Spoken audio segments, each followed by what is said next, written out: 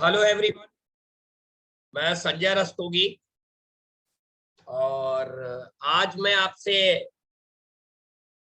बात करूंगा एक नए टॉपिक पर, issue and forfeiture of shares. ठीक है, तो सबसे पहले हम ये जान लेते हैं कि शेयर्स होते क्या है या कंपनी को क्यों शेयर्स को इश्यू करने की जरूरत पड़ती है। देखिए, जब हमारा बिजनेस छोटा होता है तो हम अपने सोर्सेज से बिजनेस की जो कैपिटल की रिक्वायरमेंट है उसको पूरा कर लेते हैं। लेकिन जब हम नेशनल और मल्टीनेशनल लेवल में बिजनेस करते हैं तो हमारे सोर्सेज या हमारे रिसोर्सेज हमारे बिजनेस की कैपिटल की रिक्वायरमेंट के लिए ऊंट के मुंह में जीरा साबित होता है। तो उस केस में हमें पब्लिक पर बेस्ड होना पड़ता है। तो कंपनियां क्या करती हैं कि पब्लिक में अपनी कैपिटल के छोटे छोटे हिस्से बनाकर एक प्रोस्पेक्ट के माध्यम से पब्लिक को इनवाइट करती हैं। पब्लिक उन प्रोस्पेक्ट को पढ़कर अपना पैसा कंपनी को देते हैं। कंपनी को जब ये छोटे छोटे हिस्सों में पब्लिक से पैसा प्राप्त होता है तो वो क्या कहलाता है? Share capital. अब आप कह रहे होंगे ये छोटे छोटे हिस्से क्या होते हैं? मान लीजिए किसी कंपनी का निर्माण हुआ, फॉर्मेशन हुआ और उस कंपनी को 10 अरब रुपए की जरूरत है। अब एक व्यक्ति के पास तो 10 अरब की हम कल्पना नहीं कर सकते हैं ना। तो कंपनी ने क्या किया कि 1 अरब उसके छोटे छोटे 10 रुपए के 1 अरब हिस्से बना दिए और वो 1 अरब हिस्से पब्लिक में इशू कर दिए। अब किसी के पास 1 लाख रुपए है तो उसने 10,000 शेयर ले लिए, किसी के पास 5 लाख रुपए है तो उसने 50,000 शेयर ले लिए। तो ऐसे पब्लिक का पैसा थोड़ा थोड़ा करके कंपनी के पास पहुंच जाता है। तो ये हिस्सा जो छोटे छोटे हिस्सों में पहुंचता है दैट इज कॉल्ड शेयर, और ये कंपनी के लिए क्या होती है? कैपिटल होती है। तो इसको हम बोलते हैं that is called share capital. अब सवाल आता है कि शेयर कैपिटल का अकाउंटिंग ट्रीटमेंट कैसे होता है। तो आइए देख लेते हैं इसके लिए हम क्या क्या जर्नल एंट्री पास करते हैं। तो देखिए, बेसिकली शेयर्स को हम 3 तरीके से इशू कर सकते हैं। नंबर 1, एट पार पर इशू कर सकते हैं। एट पार मतलब जितने रुपए का शेयर है उतने रुपए में, 10 रुपए का है 10 रुपए में। हम एट प्रीमियम इशू कर सकते हैं। एट प्रीमियम का मतलब है 10 रुपए का शेयर है, सपोज कर लिया 10 रुपए का शेयर है, हमने 12 रुपए में इशू किया तो 2 रुपया क्या हो गया? प्रीमियम हो गया। तीसरे वे में हम डिस्काउंट पर इशू कर सकते हैं, हालांकि इस पर कुछ लीगल प्रोविजंस है, वो हम आगे बात करेंगे। अभी आप ऐसे समझ लीजिए हम शेयर्स को डिस्काउंट पर इशू कर सकते हैं। यानी 10 रुपए का शेयर है, हमने 9 रुपए में इशू किया तो वो 1 रुपया क्या हो गया? डिस्काउंट हो गया। तो अभी जो जनरल एंट्री मैं बता रहा हूँ आपको एट पार पर बता रहा हूँ कि 10 रुपए का शेयर है, पूरे 10 रुपए में ही हमने इसको मार्केट में इशू किया है। ओके, तो जनरल एंट्री क्या हो सकती है? तो देखिए, कंपनी क्या करती है बेसिकली, बहुत रेयरली अपना पूरा पैसा एक साथ मांगती है, यानी पूरा 10 रुपए एक साथ मांग लिया। कंपनी क्या करती है? उसको कुछ हिस्सों में मांगती है, पार्ट्स में मांगती है। तो उन पार्ट को हम क्या बोलते हैं? बेसिकली उन पार्ट को हम, जो पहला पार्ट होता है दैट इज कॉल्ड एप्लीकेशन, अगले हिस्से में मांगती है दैट इज कॉल्ड अलॉटमेंट। उसके बाद जो अगले हिस्से होते हैं that is called call money. Call money में पहली फर्स्ट कॉल और दूसरी सेकंड कॉल या फाइनल कॉल। ठीक, अब बात आती है कि इन सभी की अपनी दो दो एंट्रियां होती हैं। एप्लीकेशन यानी पहले हिस्से में जो मांगा वो कहलाता है एप्लीकेशन, एप्लीकेशन की 2 एंट्रीज होती हैं। इसी तरीके से अलॉटमेंट की 2 एंट्री होती हैं और इसी तरीके से फर्स्ट कॉल की 2 एंट्री होती है और इसी तरीके से फाइनल कॉल की 2 एंट्री होती है। अब एंट्रीज क्या होती है? एप्लीकेशन मनी पहले रिसीव होती है। रिसीव यानी पहले पैसा आता है, क्योंकि कंपनी प्रोस्पेक्ट के थ्रू पब्लिक को इनवाइट करती है। पब्लिक उस प्रोस्पेक्ट को पढ़कर अपना पैसा कंपनी में इन्वेस्ट करती है, तो कंपनी को पहले पैसा एप्लीकेशन मनी का रिसीव होता है। That is called receive of application money. तो एप्लीकेशन मनी की एंट्री क्या होती है? Bank account DR to share application account, bank account DR to share application account being application money receive. Okay, उसके बाद क्या होता है? ये एप्लीकेशन मनी कैपिटल में अकाउंट में ट्रांसफर कर दी जाती है। क्यों? ये एप्लीकेशन किस लिए है? कैपिटल के लिए, शेयर कैपिटल के लिए, तो कैपिटल में ट्रांसफर कर देते हैं। तो एंट्री पास करते हैं share capital account DR to share application account या to share capital account. Okay, तो कहने का मतलब एप्लीकेशन में पहले रिसीव की एंट्री करते हैं और बाद में ट्रांसफर करने की करते हैं, यानी ड्यू करने की करते हैं। आगे से कोई भी ट्रीटमेंट पहले ड्यू का होगा, ड्यू यानी ट्रांसफर का होगा, और बाद में रिसीव का होगा। एप्लीकेशन में पहले रिसीव की एंट्री करेंगे, ये एंट्री करेंगे यानी बैंक की एंट्री करेंगे, बाद में ट्रांसफर की एंट्री करेंगे। एप्लीकेशन के बाद पहले ट्रांसफर की एंट्री करेंगे और बाद में रिसीव की एंट्री करेंगे। ओके, तो अलॉटमेंट ड्यू की एंट्री क्या होगी? बस यही वाली एंट्री है। इसको यदि हम याद रखें तो यहाँ पर एप्लीकेशन की जगह नाम अलॉटमेंट लिख देंगे। देखिए, शेयर अलॉटमेंट अकाउंट या टू शेयर कैपिटल अकाउंट, कुछ नहीं करना है, बस वही। फिर अलॉटमेंट की रिसीव की एंट्री क्या करेंगे? यदि हमको ये रिसीव की एंट्री आती है तो अलॉटमेंट की अपने आप हो जाएगी। बैंक अकाउंट या एप्लीकेशन की जगह नाम अलॉटमेंट, बैंक अकाउंट या to share allotment account. Okay, इसी तरीके से first call money, first call money की वही एंट्री ड्यू की, अलॉटमेंट की जगह फर्स्ट कॉल आ जाएगा शेयर फर्स्ट कॉल या to share capital account. Receive में क्या करेंगे? बैंक अकाउंट या टू शेयर फर्स्ट कॉल, यानी भाई एप्लीकेशन की जगह नाम फर्स्ट कॉल लिख दिया।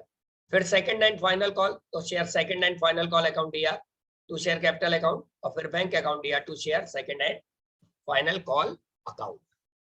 तो आई थिंक आपको इसमें ये बात आपको बड़ा अच्छे से समझ आ गई होगी कि हर किसी की अपनी दो दो एंट्रियां होती हैं। एप्लीकेशन की दो एंट्री, अलॉटमेंट की दो एंट्री, फर्स्ट कॉल की दो एंट्री और सेकंड एंड फाइनल कॉल की दो एंट्री। अब आपके दिमाग में ये आ रहा होगा, क्या इससे कम ज्यादा नहीं हो सकता? बिल्कुल हो सकता है। कंपनी ने मान लीजिए केवल 3 ही हिस्सों में पैसा मांगा है, होगा। कंपनी ने मान लीजिए अपना पूरा पैसा, मान लीजिए 10 रुपए का एक शेयर है और 10 रुपए को कंपनी ने केवल 3 हिस्सों में मांगा हो, देन क्या हो सकता है? यदि केवल 3 हिस्सों में मांगा है तो पहला हिस्सा जो होगा वो क्या कहलाएगा? एप्लीकेशन। दूसरा हिस्सा क्या कहलाएगा? अलॉटमेंट। और तीसरा हिस्सा क्या कहलाएगा? Final call. ये जो दो एंट्रियां हैं ये क्या कहलाएगी? Final call. मान लीजिए केवल 2 ही हिस्सों में पैसा मांगा है तो क्या होगा? एप्लीकेशन और अलॉटमेंट। मान लीजिए एक ही हिस्से में पैसा मांगा है तो यही एप्लीकेशन होगी, यही अलॉटमेंट होगी, यानी केवल शुरुआत की दो एंट्रियां की जाएगी। समझ में आ गया? तो कहने का मतलब जैसा क्वेश्चन का नेचर होगा उसी के अकॉर्डिंग हम जनरल एंट्री पास करेंगे। ठीक है, आइए देख लेते हैं एक क्वेश्चन। तो क्वेश्चन देखिए आपके सामने है। क्वेश्चन लिखा हुआ है, eastern electronics limited was registered with a capital of rupees 2 lakhs divided into 20,000 equity shares of rupees 10 each। 2 lakh रुपए की कैपिटल है रजिस्टर्ड और ये डिविजिबल है 20,000 शेयर्स में, जो कि एक शेयर है 10 रुपए का। Okay, it offer to the public all the shares at par, यानी इन्होंने क्या किया? पूरे के पूरे शेयर्स पब्लिक को ऑफर कर दिए, यानी इशू कर दिए। और कैसे? एट पार पर। एट पार मतलब 10 का 10 रुपए में, ना कम और ना ज्यादा। ओके, आगे क्या लिखा हुआ है? Payable rupees 2 per share on application. आप देखिए जरा, 2 पर शेयर ऑन एप्लीकेशन, 3 पर share on allotment, 3 on first call and rupees 2 on final call. All shares were subscribed by the public and payment were duly received. Pass the journal entry. अब देखिए क्या कह रखा है, company ने 20,000 share public को issue किए हैं, एट पार पर किए हैं, जिसमें 2 रुपया एप्लीकेशन पे मांगा, 3 रुपया अलॉटमेंट पे मांगा, 3 रुपया फर्स्ट कॉल पे मांगा और 2 रुपया फाइनल कॉल पे मांगा। सारे ही शेयर सब्सक्राइब हुए और सारे ही शेयर पर जो अमाउंट ड्यू हुई थी वो पूरी की पूरी रिसीव हो गई है और इसके लिए जनरल एंट्री पास करनी है। तो देखिए अभी हमने आपको बताया था, आपको याद हो कि हम क्या करते हैं। सबसे पहले हमने आपको बताया था 2 एंट्री एप्लीकेशन की इस क्वेश्चन में होंगी, 2 अलॉटमेंट की होंगी, 2 फर्स्ट कॉल की होंगी और 2 फाइनल कॉल की होंगी, यानी इस क्वेश्चन में ओवरऑल कितनी जनरल एंट्रीज पास होगी? 8। ठीक, तो आइए देख लेते हैं जनरल एंट्रीज को। सबसे पहले बैंक अकाउंट या to share equity share application. Equity क्यों लगा दिया? क्योंकि देखिए साफ साफ लिखा है share equity. Okay, to equity share application account being application money receive on 20,000 shares at the rate rupees 2 per share. तो 20,000 शेयर से 2 रुपए के हिसाब से 20 दूनी 40,000। ओके, उसके बाद यही 40,000 कैपिटल में ट्रांसफर हो जाएगा इक्विटी शेयर एप्लीकेशन अकाउंट या to equity share capital account. ठीक, इसी पैसे को कैपिटल में ट्रांसफर कर देंगे नीचे नरेशन लिख देंगे, being transfer of application money to equity share capital account. उसके बाद अब दो एंट्री होंगी अलॉटमेंट की, 3 रुपए से। अलॉटमेंट में क्या होगा, पहले ट्रांसफर यानी ड्यू की एंट्री होगी, यानी ये वाली एंट्री होगी, उसके बाद रिसीव वाली एंट्री होगी। तो पहले ट्रांसफर की एंट्री कर देंगे, तो एप्लीकेशन की जगह नाम अलॉटमेंट आ जाएगा, इक्विटी शेयर अलॉटमेंट अकाउंट या to equity share capital account. कितने रुपए से, 3 रुपए से। नंबर ऑफ शेयर कितने, 20,000 शेयर से 3 रुपए के हिसाब से 60,000 रुपए हो गया। नीचे नरेशन लिख दिया, being allotment money due on 20,000 equity shares at the rate of ₹3 पर शेयर। इसी को एज इट इज रिसीव कर लेंगे, ठीक है। बैंक अकाउंट या to equity share allotment account 60,000 रुपए, वही नरेशन आ जाएगी, नाम अलॉटमेंट दिया जाएगा। ओके, उसके बाद अब 3 रुपए की फर्स्ट कॉल है, तो फर्स्ट कॉल को हम लोग रिसीव करेंगे, पहले ड्यू करेंगे, sorry, equity share first call या to equity share capital account 20,000 shares पर 3 रुपए के हिसाब से 60,000 रुपए। फिर इसी 60,000 को हम क्या करेंगे, रिसीव कर लेंगे बैंक अकाउंट या to equity share first call account. Okay, फिर उसके बाद फाइनल कॉल की 2 एंट्रियां करेंगे। 2 रुपए की फाइनल कॉल है, 20,000 शेयर है, 2 रुपए की फाइनल कॉल है, तो 20,000 share equity share final call या to equity share capital account 20 दूनी 40,000 रुपए, ठीक। फिर इसी 40,000 को हम बैंक अकाउंट या to equity share final call account receive कर लेंगे। ओके, तो कहने का मतलब मैं यहाँ आपको बताना क्या चाह रहा हूं कि मैंने आपको ओवरऑल कंक्लूजन में क्या बताया कि कंपनी जब शेयर इश्यू करती है तो कभी कभी तो पूरी जितने का एक शेयर है, यानी जितनी शेयर की फेस वैल्यू है, पूरा पैसा एक साथ मांग लेती है। कभी कभी उसको किस्तों में मांगती है, तो जो किस्तों में मांगती है उसके लिए अलग अलग एंट्रीज हम पास करते हैं। क्या एंट्रीज पास करते हैं, मान लीजिए कंपनी ने 4 किस्तों में पैसा मांगा, तो पहली किस्त कहलाती है एप्लीकेशन, दूसरी किस्त कहलाती है अलॉटमेंट, तीसरी किस्त कहलाती है फर्स्ट कॉल, और चौथी और आखिरी किस्त कहलाती है फाइनल कॉल, ठीक। अब हर स्टेप की अपनी 2-2 एंट्रीज होती हैं। मैं देखिए बार बार रिवाइज कर रहा हूँ, पहला क्वेश्चन है इसलिए बार बार रिवाइज कर रहा हूँ। और एक चीज याद रखिए, यदि अभी तक आपने हमारे चैनल को सब्सक्राइब नहीं किया है तो इसको सब्सक्राइब कर लीजिए, वीडियो को लाइक करना ना भूलिएगा, वीडियो को शेयर करना ना भूलिएगा। क्या पता आपका एक शेयर किसी छात्र की जिंदगी बदल दे।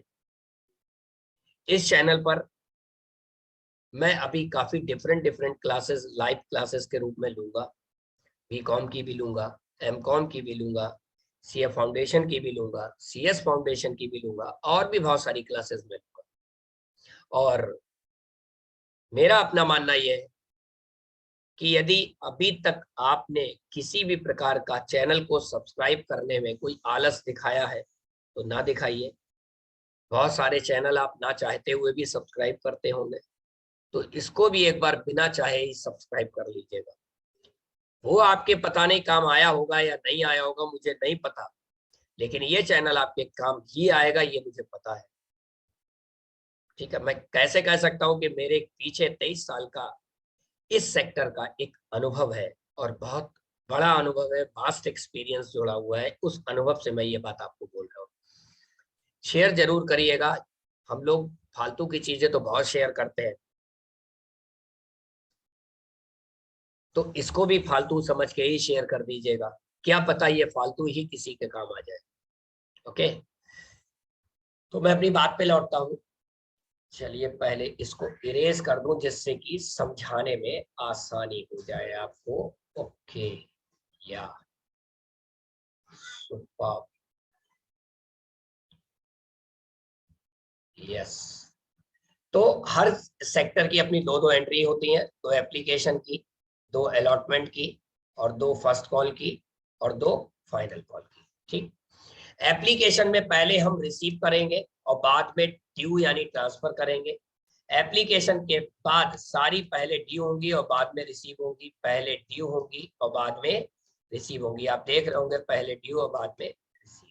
ओके, उसके बाद क्या है, फिर जैसा क्वेश्चन होगा उसके अकॉर्डिंग हम क्वेश्चन को सॉल्व कर लेंगे। जैसा कि इसमें क्या है, 20,000 शेयर है 10 रुपए वाले, और 10 रुपए को 4 हिस्सों में मांगा था, 2 रुपया एप्लीकेशन पे मांगा था, ये देखिए, ₹3 फर्स्ट अलॉटमेंट पे मांगे थे, 3 फर्स्ट कॉल पे मांगे थे और 2 फाइनल कॉल पे मांगे थे। तो हमने उसकी एज इट इज जो एंट्रियां अभी आपको बताई उस हिसाब से हमने जनरल एंट्रीज कर ली। पहले एप्लीकेशन रिसीव की, बाद में ट्रांसफर की, एप्लीकेशन के बाद पहले ट्रांसफर बाद में रिसीव, पहले ट्रांसफर बाद में रिसीव। ठीक है, बात समझ आ रही होगी।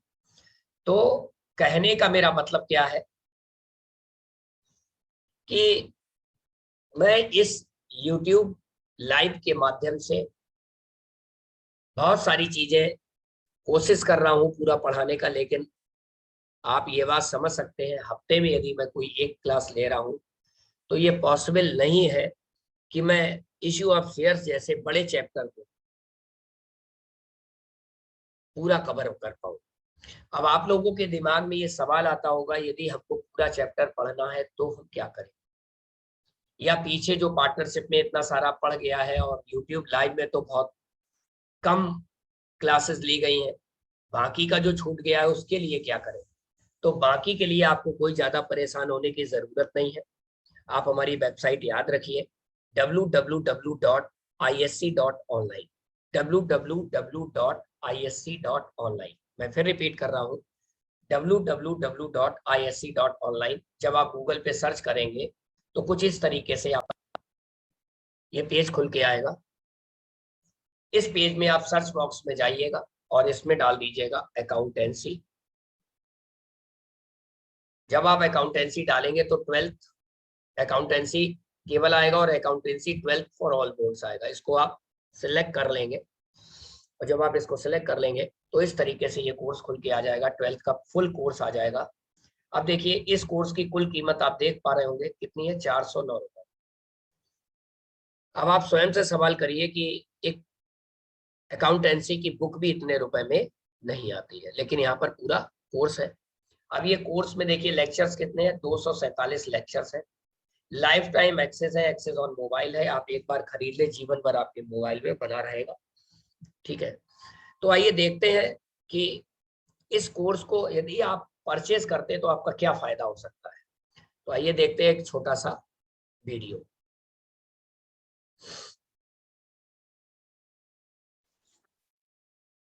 हेलो स्टूडेंट्स, मैं संजय रस्तोगी फर्रुखाबाद से।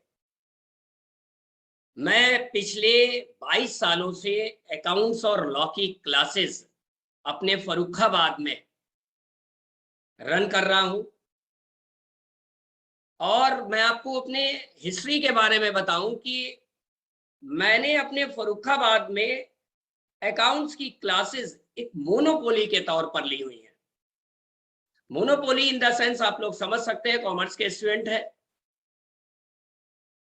मैंने अपना क्लासेस का करियर 20 जुलाई 1999 से 20 जुलाई 1999 से यानी 1999 से स्टार्ट किया।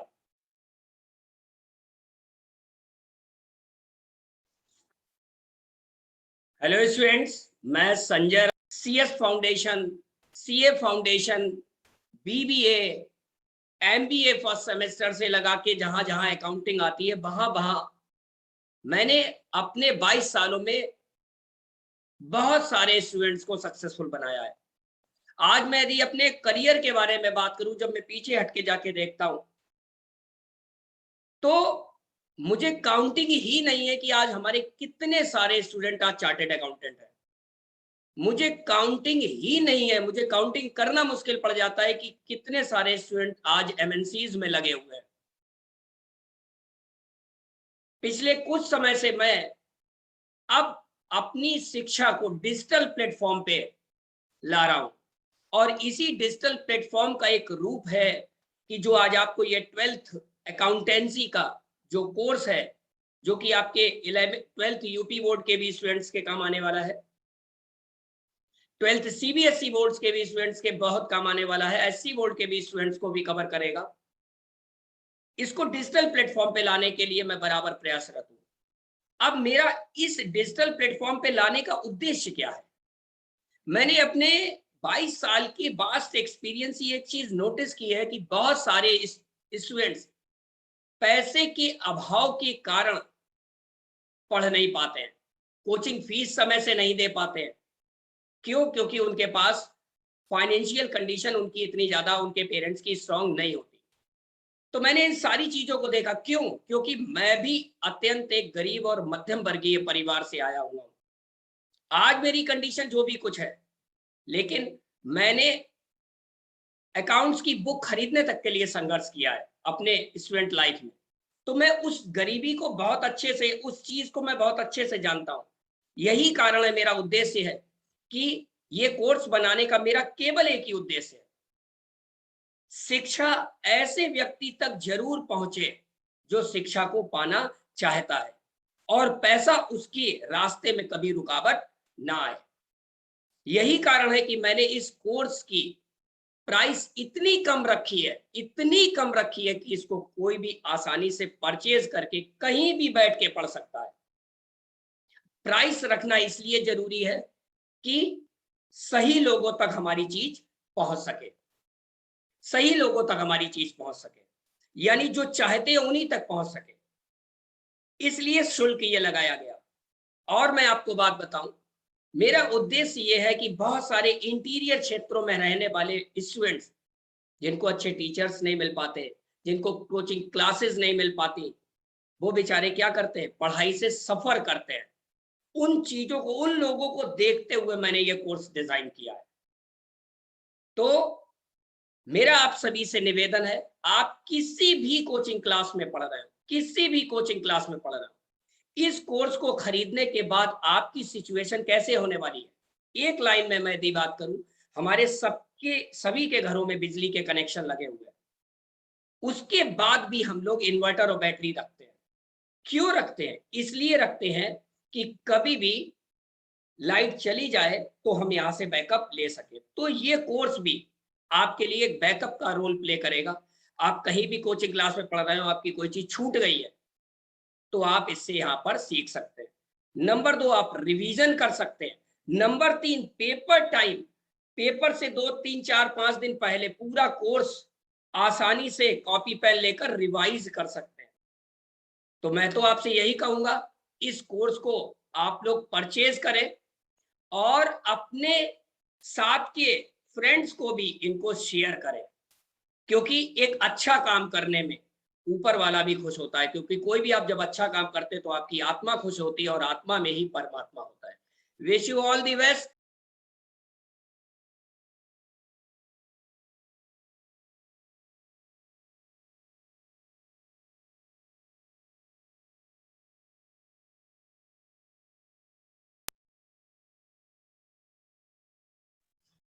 तो आपने देखा कि आपको ये कोर्स क्यों खरीदना चाहिए। चलिए आइए देख लेते हैं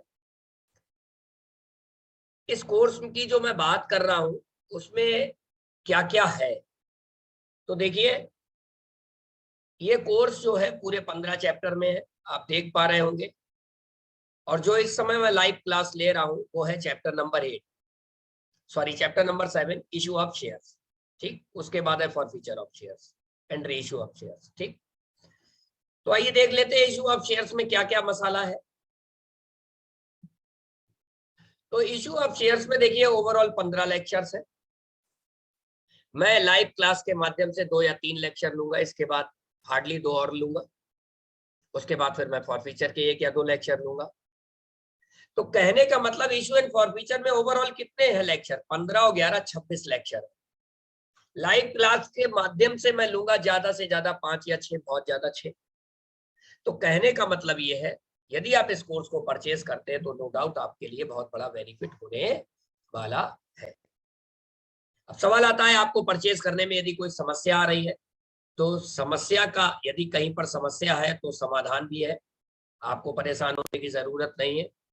आप केवल ये नंबर याद रखिए, 9415146744। ये नंबर याद रखिए, इस नंबर पर आप कॉल कर सकते हैं, व्हाट्सएप कर सकते हैं। यदि आपको खरीदने में कोई प्रॉब्लम आ रही है, खरीद लिया उसके बाद किसी को पढ़ने में कोई प्रॉब्लम आ रही है, किसी भी चीज में कोई प्रॉब्लम आ रही है, तो आप डायरेक्ट मुझसे संपर्क कर सकते हैं। कॉल पिक नहीं होगी, कॉल बैक आ जाएगी। कॉल पिक ना हो, व्हाट्सएप पे मैसेज छोड़ दीजिए, अपना रेफरेंस डाल दीजिए, आपको जरूर उसका रिवर्ट मिलेगा। ओके, उसके बाद इस वीडियो में भी कोर्स को परचेज करने का लिंक नीचे दिया होगा, वहां से डायरेक्ट आप जाकर कोर्स को परचेज कर सकते हैं।